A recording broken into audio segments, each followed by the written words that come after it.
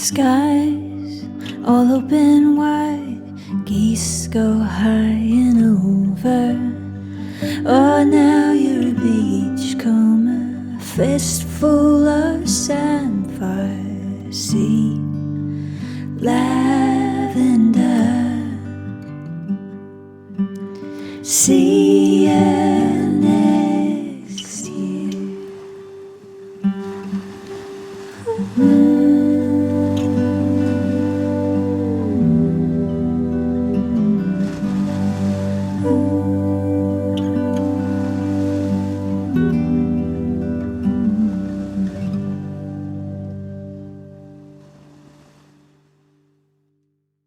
Hello and welcome to the Deepdale Podcast, July 2021.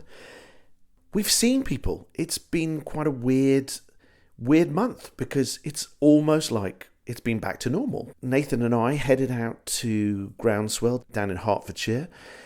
We spent 2 days in a field with 2,500 people and it was so inspiring and wonderful, and we met some great people and we're including a load of interviews with them in this podcast. So that's been fantastic, but it carried on from there because 2 days later we had our first open air theatre with the Pantaloons, and that again was lovely. We had 100 people in a field enjoying most wonderful open air theatre, and that was another sort of step to normality. And then that was followed by Open Farm Sunday, where about 150 to 200 people headed to the farm to have a look at machinery and talk to our various partners like Moongazer Ale and Dominic and his bees and Richard Rood with his woodworking and the guys from the Norfolk Rivers Trust.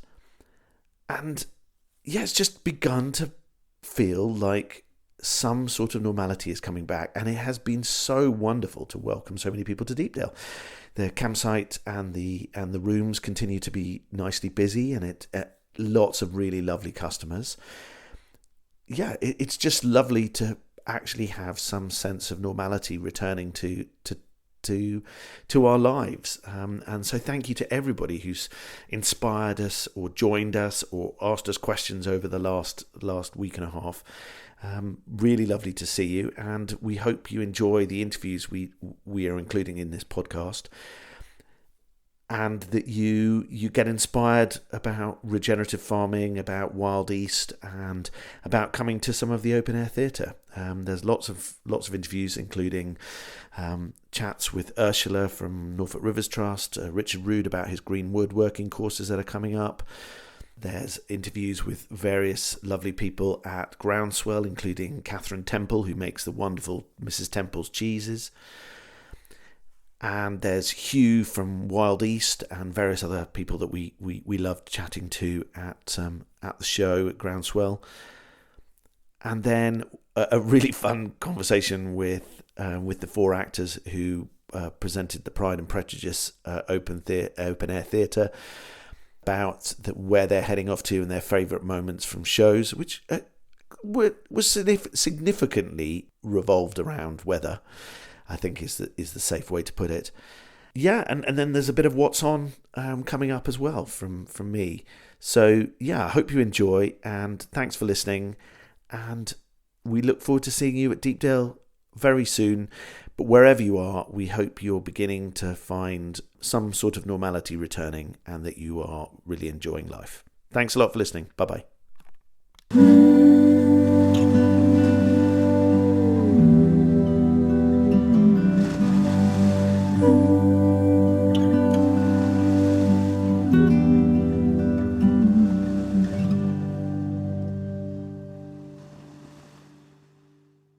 So we're at Groundswell, aren't we, mate?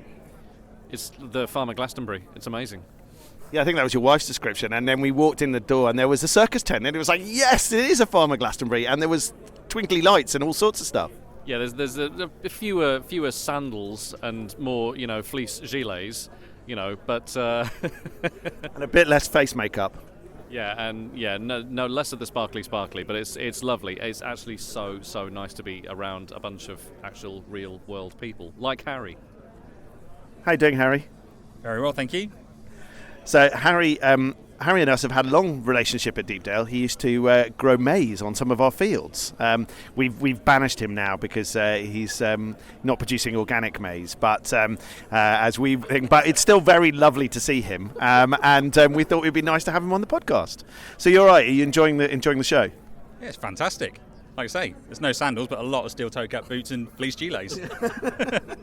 I am disappointed there's not sort of people on stilts and and a bit more sort of wacky outfits. So there's a couple, but they are definitely in the minority in comparison to the check shirts, aren't they? Really. So what are you looking for at the show?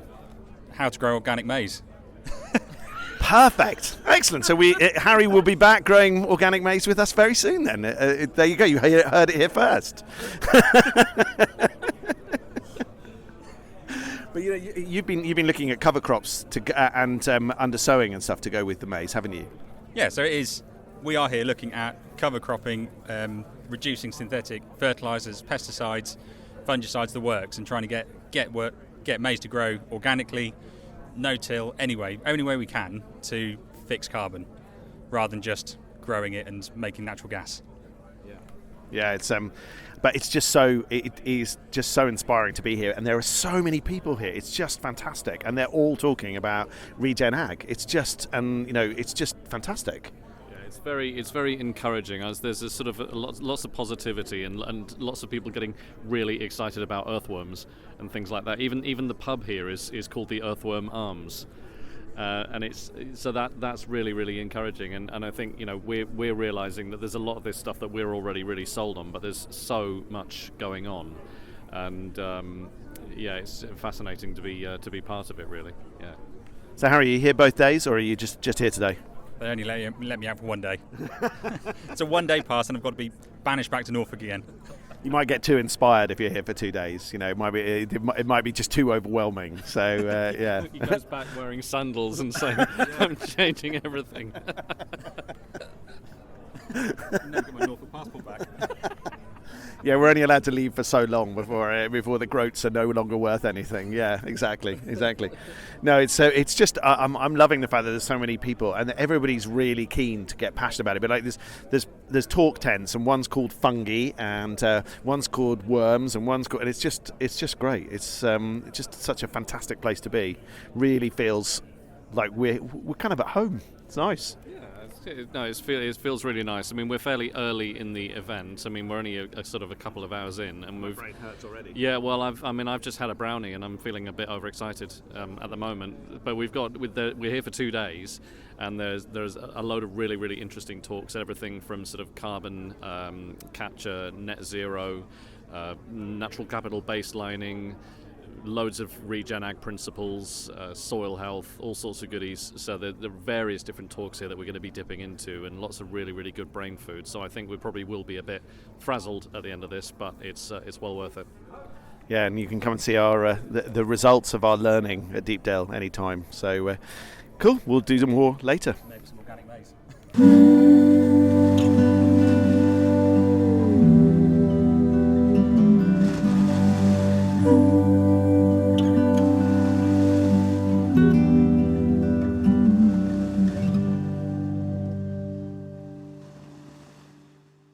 I am here with Ian Robertson from Hutchinson's. Ian has been instrumental in explaining what on earth our soils are doing, where we are starting, which is fairly low base.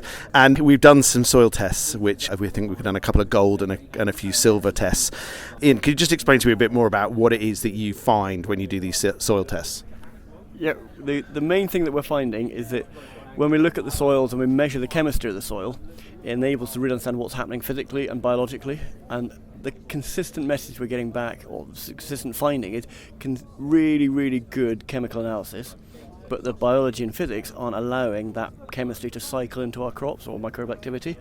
And that's when we need to take a re-look at everything we're doing and take a holistic view. I know people don't like that word, but do a holistic view, which is looking at the physics, the chemistry and the biology solutions to make that chemistry actually come alive. I know the analogy I use probably too often is a bit like you do a chemical analysis. It tells you what's in the deep freeze, food-wise, in your house.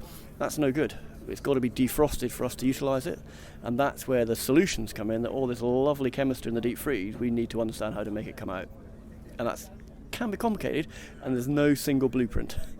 Yeah, that was, I think, the interesting thing for us was that different fields were going to require quite different things to get them to work properly because of the way that they have different things in them. They've got different biomasses, all of that kind of stuff. And so I think when we did the tests, I sort of expected a kind of dry report, but sitting there on Zoom with you just brought alive these figures and facts that made me begin to understand what it was, with the challenges we were facing and the way that we were going to have to approach this.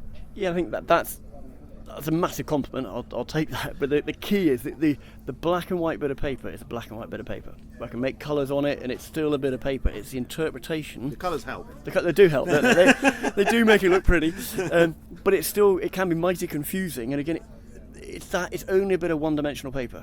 The main bit that comes into it is the interpretation that we can do, but then it's the knowledge joining of what you can do on farm, what your aspirations are. You put those two together, and you make a phenomenal program for your farm to do what's right for your farm ultimately, not to go and talk about everywhere else, because it won't necessarily work anywhere else. It's what we're seeing, interpreting the data for you to then reap the rewards of ultimately. Yeah, I think the interesting thing for us is now we're beginning to think about carbon capture and becoming carbon negative on the farm across the thing. It's been really interesting to have that sort of baseline, so we've got some idea of what our soils are now, and then as we kind of keep an eye on those, we can begin to understand just how capable the farm is over the time, which without that baseline would be almost impossible to do, and we can revisit that and look at the figures and see whether the places has kind of developed. Yeah, that's fundamentally important. You know where you are now. We know what the perceived wisdom of doing certain actions are. However, we don't know where our starting point is. There's no point doing any of that. Yeah. And we also know that if we're going to go a step forward, we might go a step back, but it doesn't matter because we know where we start from to know where to start from again, and just keep building it. And the exciting part is that anything is possible. I know it sounds too cheesy, if you like, but when we know where we're starting from and we've got the ability and the want within the business, you can take it where you want to go. It may take a wee bit longer on certain soil types with the reserves they've got, but fundamentally understanding it to then put the plan in place, the world's our oyster. Yeah, thank you. That's it's really helpful, I'm really enthused and excited to be at Groundswell, because it's just seeing the number of people and the conversation. You just you no longer feel like you're out on a limb and you're doing something that's kind of unusual and thing, because there's so many people here talking about the same aspects of kind of soil health and quality of the soil and how to look after our crops best. Yeah, and I think that's it.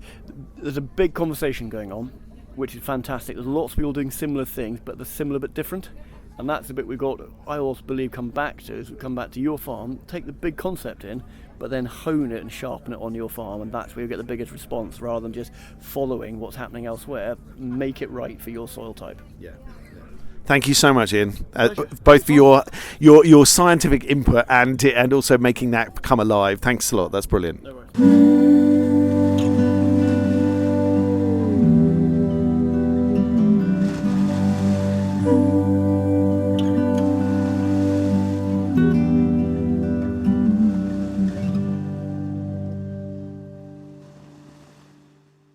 So there's a lot of background noise because we are sitting in the Earthworm Arms at Groundswell.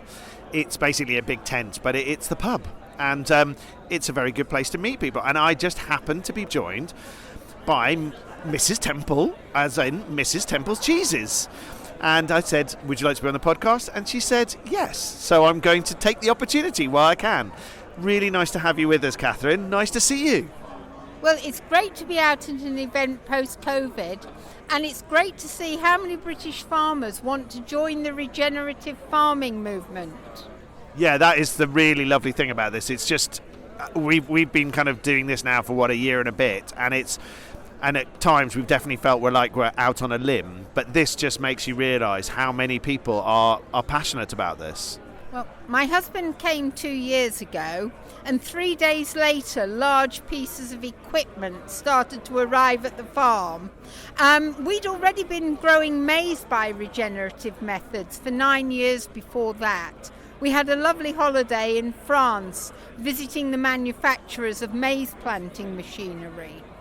But after my husband came to Groundswell, we made the big switch, we sold the plough, and we started to grow all our combinable crops by regenerative farming methods. We've also been conducting trials in cover crops on behalf of the Maize Growers Association, and this has been showing such changes in the water retention capacity and soil structure. So we are really sold on regenerative farming, and we want to shout the benefits to everyone else. That's fantastic. That's awesome. And do you, the cows that produce the milk for the thing, are they on sort of things like herbal lays and that sort of thing, or are they still on traditional grass pastures? Well, at the moment they're having grass, but the thing we're having great success with is growing lucerne. Now, lucerne is a crop from the pea family, and you sow it. And the wonderful thing is it stays in the ground for 5 years, and 3 times a year you can just mow it to make either hay or silage, and it just makes a huge tonnage of green matter for the cows to live on.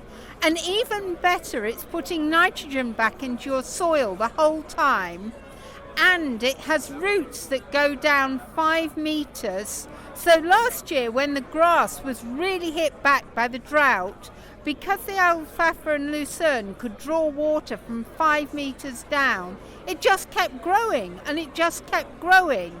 And it's just such a fantastic protein source, and it saves us from importing soya beans.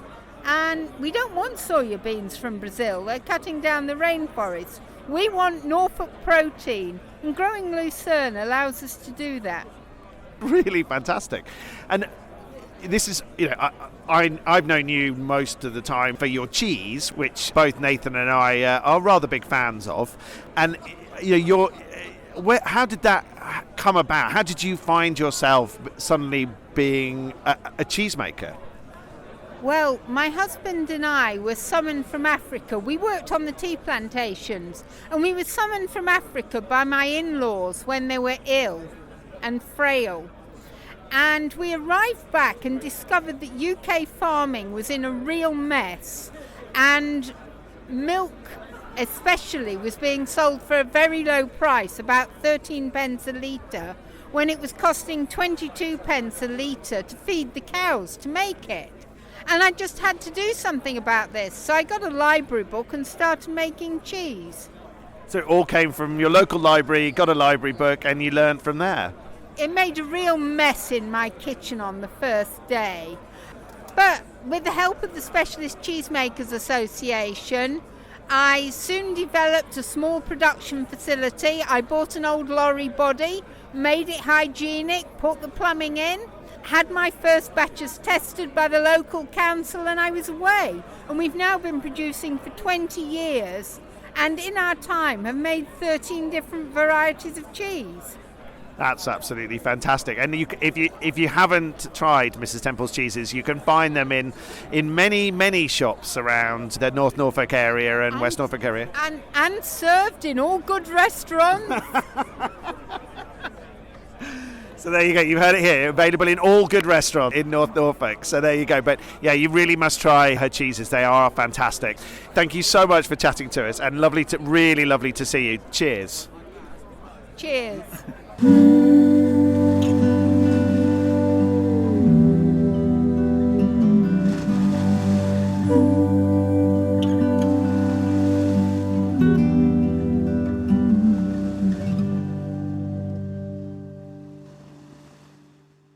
I'm on the WildEast stand, and I'm here with Hugh, who is, you're the brainchild behind this, really, aren't you?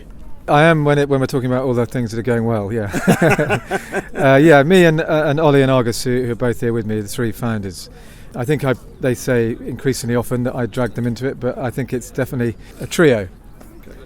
And in a nutshell, kind of how would you describe the aim of WildEast? Well, hopefully after being here for an exhausting day, we're getting good at this, but I think we see ourselves as a kind of a first stab in Britain of being a kind of truly cross-sector regional Nature Recovery Alliance. That's sort of the key thing. So whether you're a farmer or a utility company or an energy company or just on a smaller scale, schools, hospitals, gardens, but the point is nature recovery is about everyone, and we all need to engage and actually understand the problem better, but also celebrate the good that we're all doing, and we try and do that through our map of dreams online, which is a visualization of all those things, all those sectors, and all the amazing people doing stuff not unlike you, in fact. Well, yeah, we pledged a while back because we loved the idea, but the idea is that you pledge 20% of your land, so that can be 20% of a window box through to 20% of an estate, basically, can't it? And to be for wildlife.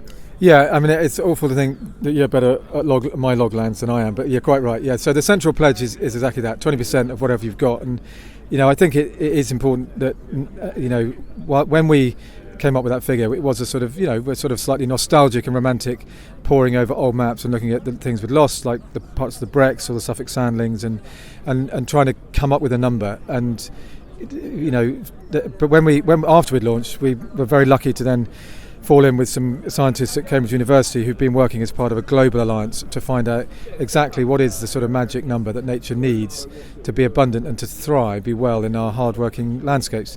And let's not forget, that's not just farms, but it's also groomed gardens and groomed council spaces, community spaces and sports fields and all that sort of stuff. And actually, funny enough, 20% more or less for most metrics is about right. Yeah. So we now feel really strong on saying, look, no one's expecting it to happen today. It's a gradual shift, and particularly for farmers who rely on the income. We're seeing it as a 50-year program. So sort of 0.5% a year is actually achievable and manageable for anyone and everyone. And if we manage that between over that 40, 50 years, then that's 250,000 hectares across our region, which would be astonishing actually. But we're only at the beginning. And this is basically linking up habitats to habitats, trying to kind of make these huge kind of interconnected and pockets for wildlife, so that there's much more movement around with them, which means that then you get much better biodiversity across all of these different habitats. And I think the idea is wonderful. And for farmers, currently with things like stewardship, 20% is actually very achievable, but we will remain to find out what happens under elms and how much that helps us or hinders us. But I think with a person with a garden, leaving part of the lawn unmown, or having a bit of a messier border, or having wildflowers and stuff like that is also very achievable. And 20% actually doesn't mean your kids can't be playing in the garden, can they? No, I think that's exactly right. And we sometimes when we're talking to particularly youth groups or school groups, we kind of, but also other people, it's if you were kind of new to planet Earth and you were looking at the things that make us, the great things about our, whether that be the rule of law or in a British sense the NHS and those kind of things, if we had another one, which was that when we arrived here we realised we were decimating all those things we share the planet with, and therefore we decided to leave 20%, which after all is just a fifth of everything for nature. That would be obvious, right? But we haven't done that, and the tough journey is getting to that point. And as you say, it's getting back to that point, isn't it? Because of course, many moons ago it was way more than 20%. So what we're asking to do is take a step back towards that abundant nature that we did have. Yeah, and I think one of the things I think I tried to get across yesterday, but I was listening to the radio the other day, and someone much more eloquent than me was talking about that at any point in time we are living in other men's dreams, as in the reality of other men who came before us. And in the case of the whole architecture of our agriculture and food economy, we were living in the dreams of those men and women who survived not probably one, maybe two world wars, and the whole European food system was built on the premise of never wanting to be hungry again. And of course it's been and then aided and abetted ironically by the machinery of war and also the chemicals of war. It's been extraordinary success. Food is much cheaper, much more abundant, etc. But what we're now realising, it's come at great cost to biodiversity, to I would argue animal welfare, obviously also ultimately human health. We need to be honest about that. COVID has really taught us we're a sick nation, and so WildEast, with other people like you and the community, we're trying to lay new dreams, of a wilder, more biodiverse and actually an ultimately healthier region, and that's fundamentally it. And it's a nice way in, I think. That's nice to think that we all got kids and I'm thinking of their futures. It's nice for me when I'm kind of getting up and wondering what I'm doing. That's what I go back to. Yeah, and I think that one of the key messages I've found in all the talks around here is that the very simple fact of looking at a farm or a garden that is better for nature is so much more satisfying than the manicured way that we've looked at these things before. So in terms of people want more information or to pledge, where do they head? To their website? Yeah, absolutely. We've got hopefully quite a good website, and as we were saying earlier, the map of dreams is kind of the visualization of what we're trying to achieve. So you can do it straight through the website. Absolutely, if it's complicated, an email is fine too. And yeah, I'd encourage anyone. What we're absolutely about is celebrating. We're not here to tell anyone what to do. We're here to celebrate and build a community across sectors, and therefore inspire other people to join the party. So. What success has to look like for WildEast has got to be measured in the number of pledgees. We want thousands, and that gives us strength, but also eventually the amount of land. Of course, we need that space, and both metrics are really valuable to us. And so, yeah, whichever one is you, whether you're land or a street or a school, which is more people, then we'd love to hear from you. So, what's the web address? Yeah, www.wildeast.co.uk.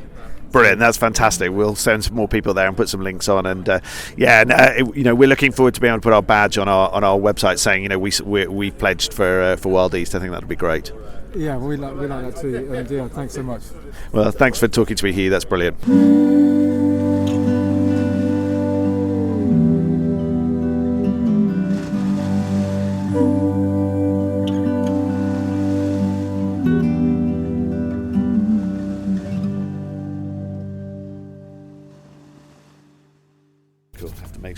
Still at Groundswell, it's gone a bit grayer. It's not quite as beautiful and blue skies as it was yesterday, and everybody's wearing just one or two more layers.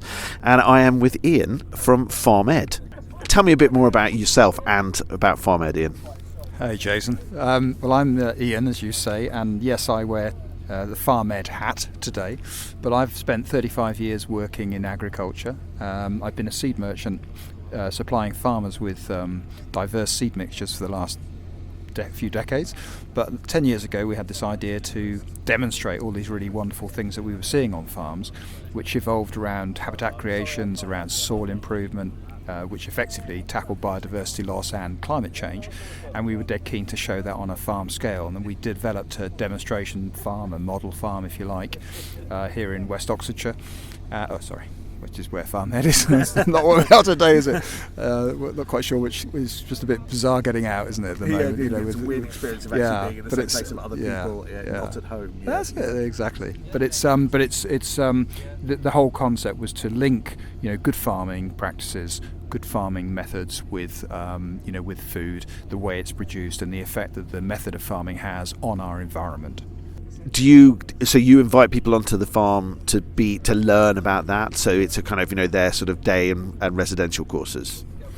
Yeah, so we have a program, if you like, of things that happen on the farm, and the farm itself is a relatively small farm. It's 107 acres, so relatively speaking it's a bit smaller than the average, but it does represent tens of thousands of other farms of a similar scale. And what we wanted to try and do was to bring people together on the farm to mix, to talk to each other face to face, and to learn from each other and inspire each other. So it was about connection, it was about knowledge exchange, learning from other folk. And we ourselves don't, of course, have all the answers to the farming problems. There's so many questions and not so many answers. But it just felt to us that 10 years ago when we embarked on this project, that we could see a number of different audiences all concerned about the way land was used, access to land, how it was managed, ecology, and it would be amazing to have somewhere to bring all that together. Not dissimilar perhaps to what you're doing at Deepdale. For us, particularly with just introducing people to the farm and getting them to understand what it is that happens, because they look at a field and make a lot of assumptions and it isn't necessarily obvious what the purpose of that field is, and getting people to respect and understand it, I think, is so important. If you don't understand it, often the knowledge just isn't there, is it? So I know we're hopefully going to develop a bigger range of courses and activities at Deepdale, and hopefully that will be able to work with you guys more and more and more, which would be brilliant. So where do they go if they want to kind of look up your courses and find out where they can take part? Yeah, so we have the most obvious place for information is on our website, farmed.co.uk, which you'll find if you Google. And but we are all the time, finding areas of interest, as you're doing, where people can, come into a farm to understand some of the practices and to raise the questions around pollinators, to raise the questions around soil fertility, around yield, around the price of food. It's such an exciting time in agriculture and the whole of the food supply chain. And let's face it, at the end of the day, we're all eaters, so we're all in this together. And it seems to me that the farms and the farmers and the land managers, the practitioners, the farm ecologists, there's just so much to talk about. So there's going to be a never-ending stream of ideas and subjects to talk about. So to have what you're doing, to have what we're doing, and no doubt many others too, providing opportunities for people to have really good experiences and go away with quite a lot more information. It's going to be great. I think it's a really exciting future for folk. Yeah, it's interesting when you say like this. There's a lot of chatter, but there's also there's lots of questions, and not always answers to all those things. And I think sitting through many of the seminars and Q&As and presentations over the last 2 days has absolutely clearly said that you have 4 different farmers answering questions on no-till, and they all have different answers. General consensus of an event like this is, and it's just so wonderful to see so many people here, is that it is possible to make significant environmental change in farms and still be effective, profitable farms, which I think is so important. And I think if we can get that right, and I think it's a real shame that there hasn't been any jump to come to this by any of the supermarkets, for example, or NFU or CLA. There's no stands from any of those guys, and actually it would have been great to have seen them here, so that they could talk to all the people that we've talked to in Earthworm Pub and all round, and the massive influence that all of those people that we've been chatting to have had. Yeah, that's right. I think you're right. I remember this show here, but only a few years ago there was just a few hundred people, and it's amazing how it's scaled up. And this is quite typical of what's happening now, in terms of the way people are really wanting to engage with this conversation. Farm Ed wouldn't have existed 10 years ago. There was no market, there was no demand for it. The Oxford Real Farming Conference, for example, same thing. These are signs that people are really engaging on a food level, on an ecology level, an environmental level. It's an exciting time of change. Of course, there's the danger, as we've seen lots of today, as you mentioned, Jason.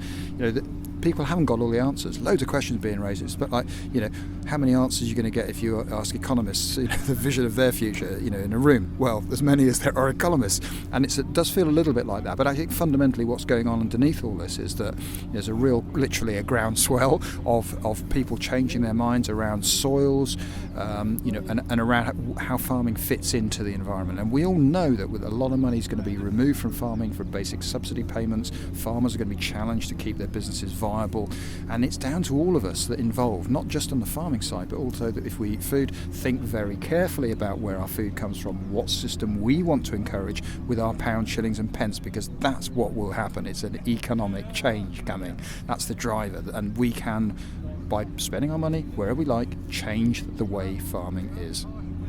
Yeah. Well, really, really lovely both to meet you, because I know Nathan's met you previously, but I only met you yesterday. Chat with you, and really inspiring. Thank you so much, and we look forward to working with you much more in the future. It's been a pleasure, Jason, to meet you too, and I'm truly inspired by what you're doing over there as well, and hope one day that I know we will carry on comparing notes, but I hope one day we'll reflect back over a beer or something and say, yeah, those early days, remember those, and look at what's changing now around the countryside. Brilliant. Keep well and enjoy the last few hours of the show.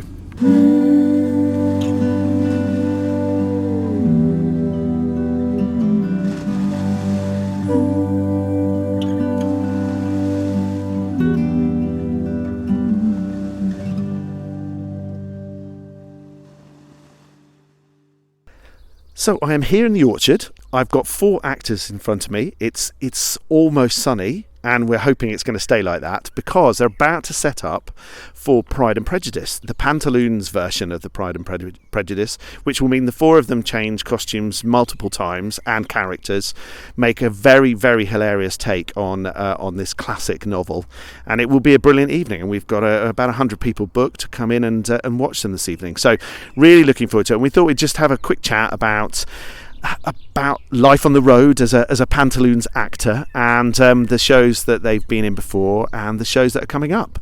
So can I get you each to introduce yourselves? Yes, of course. I'm Neil Jennings, and in this particular show I'm playing Mr. Darcy, as well as a few others. I was going to say, if you were playing only one character, it would be completely out of character, wouldn't it, really? I'm Jennifer Healy, and I am playing Elizabeth Bennet and Mrs. Bennet and Lydia Bennet. So basically the Bennet ladies. Yeah. Yeah, Bar a excellent. few. Hiya, I'm Catherine Louise, and I'm playing about 6 characters, so I won't list them all, but I'm Jane Bennet, of course. So we've got Lizzie and Jane, the 2 main sisters, separately, and then, of course, Lady Catherine de Bourgh. So if you know the story, you'll know her. Excellent. Hello, I'm Alex Hargreaves. I'm playing Mr. Bingley and Mr. Collins, and then some others as well, but there's really too many to list. So who wants to answer this question first? What is it like to be a tourist? Because you must see 1,000 different hotels, 1,000 different audiences, and sometimes love it and sometimes hate it. Who's going to go first on that one? I'll take that, because I've been touring with the Pantaloons now for about 9, maybe 10 years. I can't quite, since 2013. So whatever that is. So you're either a captive or you love it. Both. And it's, as far as seeing lots of different hotels is concerned, we do, but they're all travel lodges, and travel lodges are generally the same. So sometimes you go in and you think, oh, this is deja vu. I'm on the other side of the country, but it's exactly the same. But all the different audiences, it's just great. Yeah, well, sometimes we have audiences that are 800 strong. Like we have had, there is one particular place in mind where 800 people, it's quite insane for an outdoor show.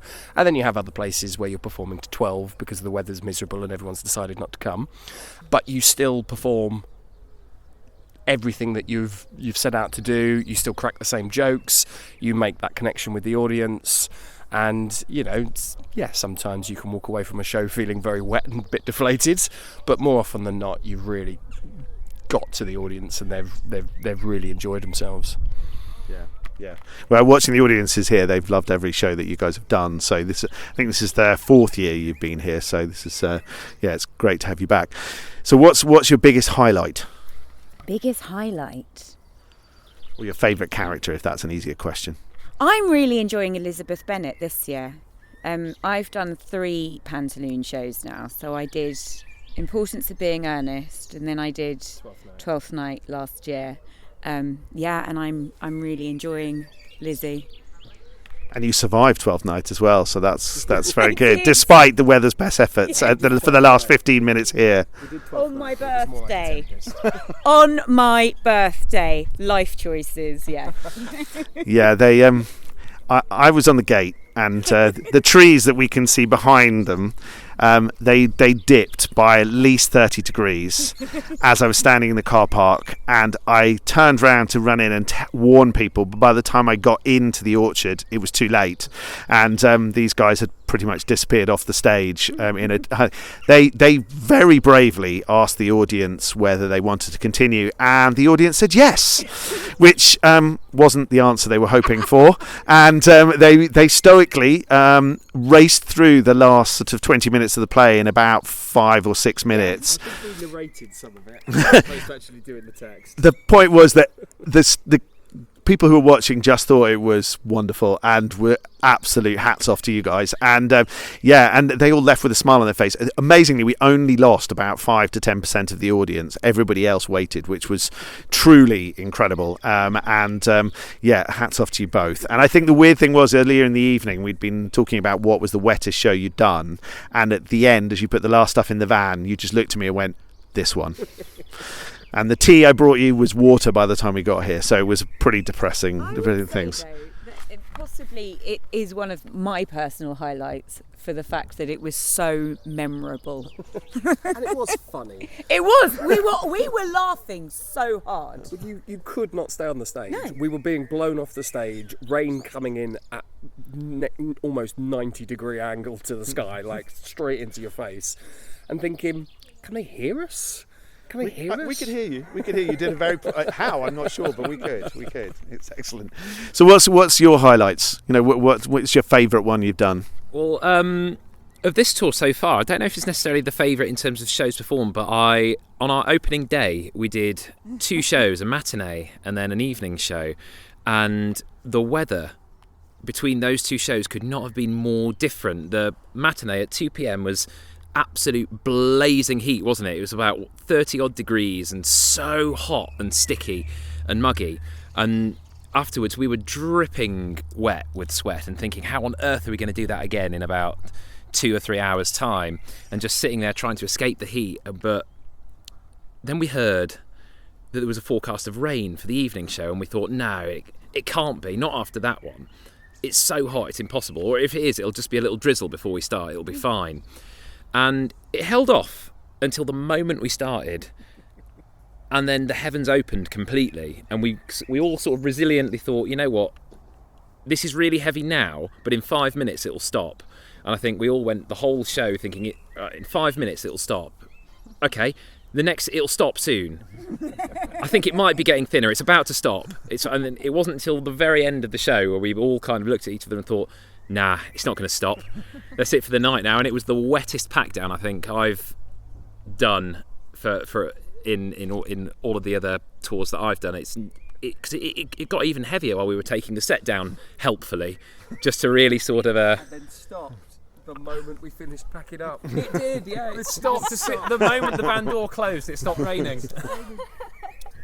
So are you fairly new to Pantaloons? Yeah, so I've done a few events with the Pantaloons, and I've done play on and things like that with them, but this is my first full tour with the Pantaloons, so I'm loving it because it's all new to me. I've done touring theatre before, of course, and outdoor theatre and everything, and shows that have been rained off and shows that are just blissful with sunshine, so I'm looking forward to the rest of the summer and just having a wonderful time, really. It's a brilliant show, it's hilarious, I get to play fantastic characters, and dream summer.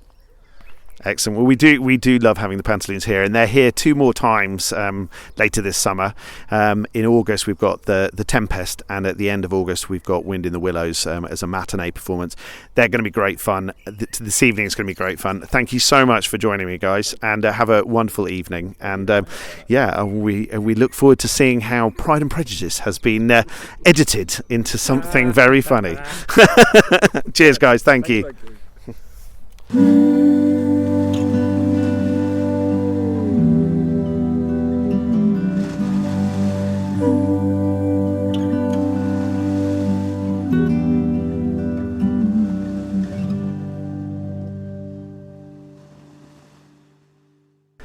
It's Open Farm Sunday. We're sitting outside the combine shed. You can hear sort of murmurs in the background. The lovely Harriet is walking past with cake, I see, which is very good. And opposite me is Ursula from Norfolk Rivers Trust. And we're just going to have a quick chat about the conservation stuff that we've been doing on the farm, and the conservation stuff that Ursula does with the Norfolk Rivers Trust. Hello. Hello, thank you for having me. So what's your actual title? I'm an ecologist, but my title at the Rivers Trust is Catchment and Education Coordinator. Excellent. That's much more catchy than some of the ones I've heard, so that's really good. We met you through Zach and Ed and through other means as well, kind of just sort of discovering what it was that we have on Deepdale Farm. So what have you been, tell us a bit more about what you've been sort of discovering with me and Nathan and the rest of the team. So part of it was from your extraction points, wasn't it? Looking at eels and what's available, what habitat's available for eels, whether they're coming into your ditches and dikes and water system, and putting filters on to make sure that fish aren't mashed when they go through the abstraction points. So we've been monitoring eels along the along the seawall and coming into your freshwater systems. So we've put up habitat traps to see if eels are able to get through some of those sluice gates and structures, but also just to see if their presence or absence is on the farm, because they're critically endangered species. So really important to know where they are and where they're coming from and where they're going to. And the exciting thing is, we have actually found some, haven't we?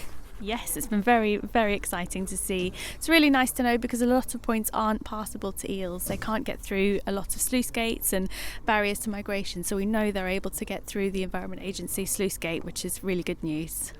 That's cool. They must be hellishly strong swimmers to get through that, because when the water's pouring out of there at low tide, it's that must be one heck of a swim. So it's very cool. And that's kind of led us to talking about other species down there as well, hasn't it? Like water voles and things like that. Yeah, we've been really lucky. We spotted some watervole burrows and 2 water voles while we were there putting in the eel traps. So really nice to see that they're there, because they're one of our fastest declining mammals now. So really important to manage that area for them, make sure that it's very sensitively managed along the ditches, make sure there's food there for them. There's enough cover from birds of prey, which are quite prevalent in this area too. So really nice to see them. There's a lady just turned up with flapjacks and chocolate brownie. Wow, that's so cool. Thank you, Harriet. That's very kind of you. And we think there's possibly otters down there as well, don't we? There's very likely to be, yeah, I'm sure. They have quite a wide ranging area, so I'm sure they'll be down here, even if it's just passing along the marshes and through the coastline. They're definitely likely to be along here, yeah. Oh, I'd love to see an otter. That would be so cool. That would really be really wonderful. And thank you for joining us today. It's really nice. You've been doing things like pond dipping and stuff with the kids, haven't you? Just so that they know what sort of stuff are in our water courses. Yeah, so we had a tank of invertebrates which are found in Norfolk's chalk streams and our ponds. All, again, really important habitats for lots of wildlife, making sure that we have wet corridors all the way along the North Norfolk coast of freshwater, brackish and saline water, so that we have this mosaic of habitat that different animals can utilise as they migrate. Because people forget that animals do migrate, and a lot of the aquatic species have really complex life cycles, so they'll spend 2 or 3 years as larval stages in water, and then they'll hatch and spend sometimes a day, sometimes 2 years, depending on the species, as adults, and they will migrate from watercourse to watercourse. And so it's important that we have those habitats and that the water is clean and suitable for them. So the eels fascinate me because they spawn over in the Sargasso Sea, is that right? And then they sort of float around in the sea for a while, but now they can travel over land, as far as I understand it, and they can live in freshwater and saltwater. So that must make them unbelievably unique in comparison to most other sort of species, which are either saltwater or freshwater or land-based.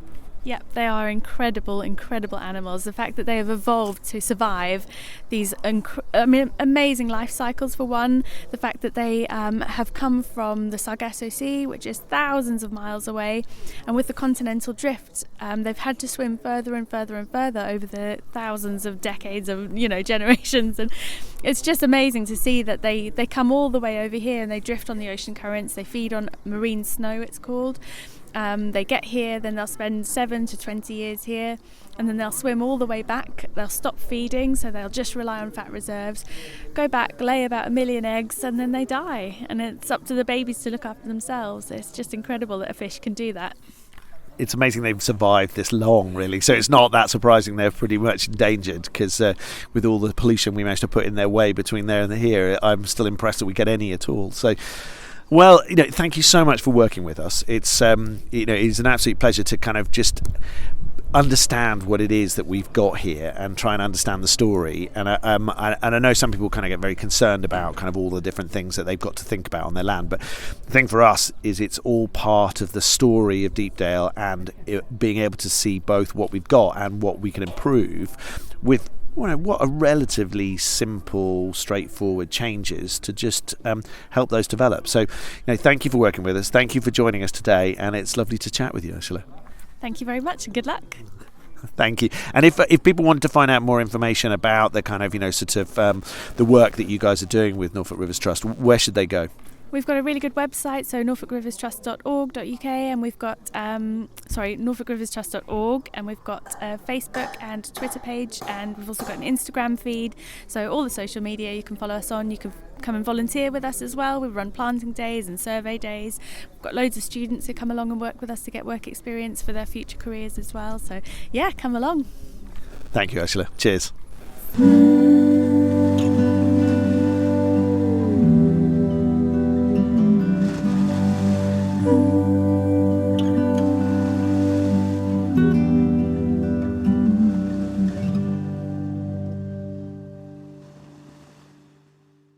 So I'm here in the combine shed. I am with Richard Rood, who is a rural craftsman, green woodworking rural craftsman. I think is that the title you would use? Yes, it is. Yep. Richard is a regular at Deepdale. He comes along into our pop-up shops. You'll see him at things like our spring market and our Christmas market. But we're going to do something new this year. He's going to be running some green woodworking courses. And through October, November and December, we have put together some dates for him to be doing a one-day sort of introduction to green woodworking. So you get to use a pole lathe and a pull knife and things like that. So how did you get into this, Richard? I saw it being done at an archaeological site over at West Stowe, and always had an interest in wood and timber, and just thought I'd have a go, and found out just how easy it is actually to do. Don't tell people that yet. They haven't done the course.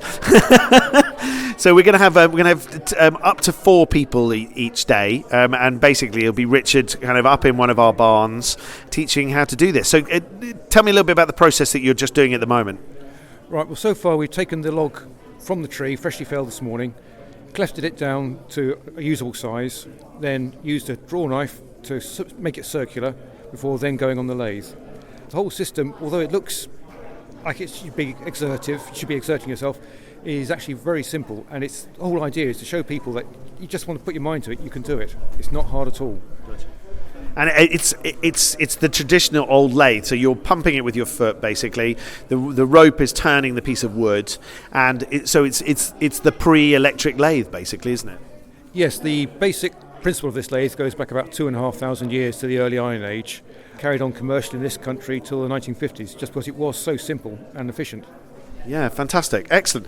So if you're interested in any of those courses, head to deepdalefarm.co.uk/events, and they're all listed on there. You'll see Richard's face on the thing, working on his pole lathe, and book on. Come and discover how your inner creative, your inner rural craftsman. And Richard's a fantastic teacher. He, as you can tell, he can explain what it is you're trying to do, and you'll be able to create some beautiful things in just a one-day course. We hope you'll come and join us. Thanks very much, Richard, and I hope you've had a good day. No problem. Thanks very much. Cheers.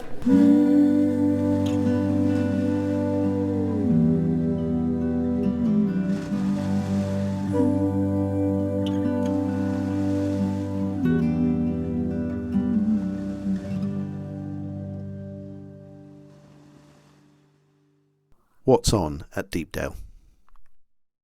So here's a bit of a roundup of what's going on the North Norfolk coast in the next month or so. We haven't got a massive amount happening at Deepdale in the next month, apart from our regular pizza nights and our fish and chips and our Thai event, except the big news for this month is that Deepdale Cafe is reopening. Very exciting, very pleased to have them at reopening. It's being run by the wonderful guys who run the Rathskeller in King's Lynn, and yeah, we're really looking forward to tasting their food and enjoying them being open. And they have officially said they're opening on the 12th of July. There might be a bit of a soft opening. You'll just have to turn up to Dalegate and see whether they are open and offering. They're going to offer wonderful food and drink, and they're going to have regular opening hours of 7 a.m. till 5 p.m. every day. So they'll be offering a fantastic range of breakfast and lunch and teas and cakes and of course all the hot drinks that you have come to expect. I'd like to say a massive thank you to Sue from Express Coffee, who has supported us so brilliantly over the last couple of of months. Well, I think it's almost 3 months actually, serving hot drinks out the front of One Stop Nature. Yeah, it's been really lovely to have you with us, Sue, and thank you for joining us, and we hope to work with you again in the future for other events. So coming up, all the events are on our website. There's a lot of stuff happening, including things like exhibitions. So there's a great art exhibition at the Bircham Gallery in Holt with Celia Wilkinson and Roger Hard. And I have to say, I do love Roger Hard's sculptures. They really are quite fantastic. The pop-up shops at Dalegate Market continue. We've got 4 new artisans every week. Changeover day is Wednesday, so pop in and see them any time from Thursday till Tuesday. And yeah, they're different every week, so really worth popping in and seeing. Lots of great stuff. This month I'm running a marathon. Well, I'm not running a marathon. I am running the distance of a marathon over the month, split into lots of little runs while I get myself back into running, which is going to take a little while. But I'm running in aid of Prostate Cancer UK. I know a lot of people are taking part in this fundraiser. Basically, it's called Run the Month with Prostate Cancer UK. If you know someone that's doing this, please do sponsor them. And if you don't know anybody that's doing it, please do sponsor me. All of these events are listed on our website with suitable links. The summer exhibition at Gallery Plus happens all this month and all of the way through August as well. That's in Wells next to the sea, well worth going into. The Holt Sunday Market is back every Sunday through July and August and into early September. There's Walking for Wellbeing, which is an event at Holcombe. Lovely event. Go along. It's all about mental health, getting out into the open air, meeting some interesting people, and well worth being involved with. And that's most Tuesdays through the summer. The Taster Fused Glass workshops are happening again. This is with Driftwood Glass, with Rose and Kieran at Driftwood Glass, our next door neighbours.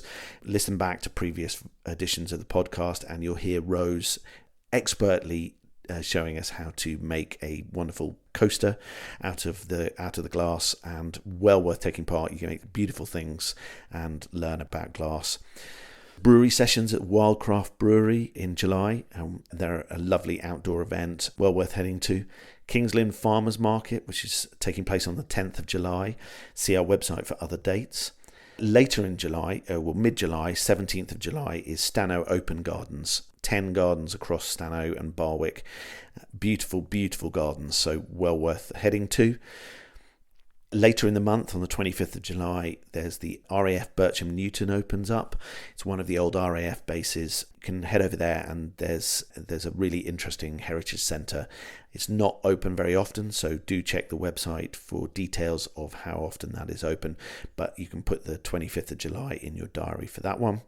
On the 30th and 31st of July is Old Hunstanton Open Gardens, and they've got sort of what they call Flowers and Fun, which is 14 open gardens, floral displays at the church, a scarecrow trail, lunch and refreshments and stalls at the village hall. Well worth heading along and seeing this pretty little village up on the North Norfolk coast. The next Deepdale Farm guided walk is on the 5th of August. They happen on the first Thursday of every month. We haven't quite decided whether that'll be Nathan or I doing the walk, because it will slightly depend on where we are with harvest. And on the 6th of August, which will probably be before we get the next edition of podcast out, is the Tempest Open Air Theatre with the wonderful Pantaloons. You've already heard an interview with 4 of the actors. This will be a hilarious take on this Shakespeare play. So if you're not really a Shakespeare lover, this is probably a really good entry point for you, because it should be very funny. The Pantaloons are always worth seeing. They're great fun. So yeah, enjoy those events. Head to our website, deepdalebackpackers.co.uk/events for a whole list of events. Anybody is welcome to post events from the local area, and that the list continues to grow all the time. So hop on there and have a look what's there and see what interests you. But otherwise, I really hope you're having a fabulous summer. We look forward to seeing you at Deepdale in the not too distant future, and hope some sense of normality is beginning to return to your lives. Thanks for listening. Cheers.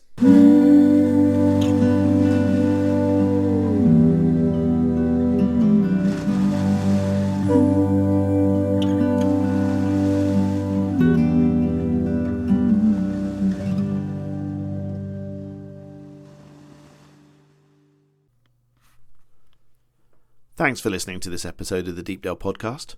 You can subscribe to our podcast through any good podcast sites, including Apple, Google, Castbox, where we host our podcast. Just type in Deepdale Podcast to your favourite provider and we should be there. We love your feedback, so please do email us your thoughts and suggestions to podcast@deepdalefarm.co.uk. But in the meantime, if you'd like to listen to previous episodes, you can find them on your podcast provider or head to our website deepdalecamping.co.uk or deepdalefarm.co.uk to see the whole back catalogue. The December 2020 episode is a must, as Chris gives us his music release recommendations for 2020. Thanks again for listening, stay safe and well in these strange times, and hope we'll see you back at Deepdale in the not too distant future.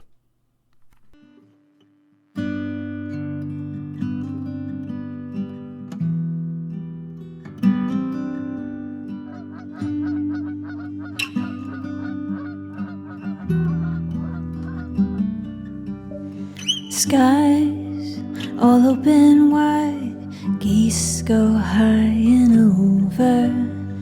Oh, now you're a beachcomber, fistful of samphire, sea, lavender, sea.